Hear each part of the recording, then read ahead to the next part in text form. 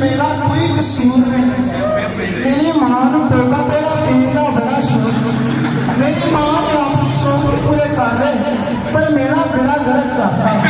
मेरा जनाब मैं करीब भी लानी आ, पर मैनू कोई फर्क ही नहीं पैंदा। नहीं रे तू गरीब लाया ना कर, गरीब खाया कर, ना तेन फर्क पैना ही। इंज ना कह, मैं मर जावांगी।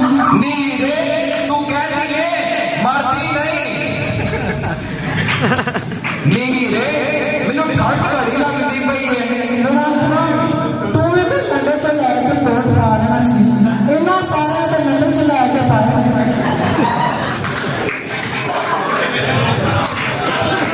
मेरा जनाब हाँ नहीं रे दर्द तेनू तेरा मेरा जनाब जरा पिछले साल वैलेंटाइन डे आया सी। मेरे वैलेंटाइन डे होता है, वैलेंटाइन डे नहीं। वे ओही दे वैलेंटाइन डे मर जाने मैनू भला तू दस की होया सी।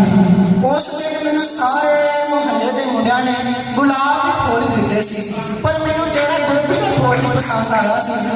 नहीं वे लपका के खा नहीं ब्याज को। नहीं राजना मैं तेरा कीड़े वाला फूल तेनू ही खवावांगी। मेरा जनाब हाँ नहीं रे दर्द तेनू तेरा।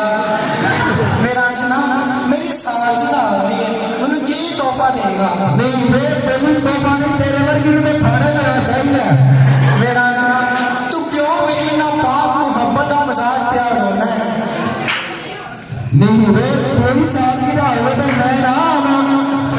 मैं तेरी सालगिरह ते 3000 रुपया उठाऊंगा ताकि वो आ ते तेरे हुसैन को राजो तहसील पेश करे।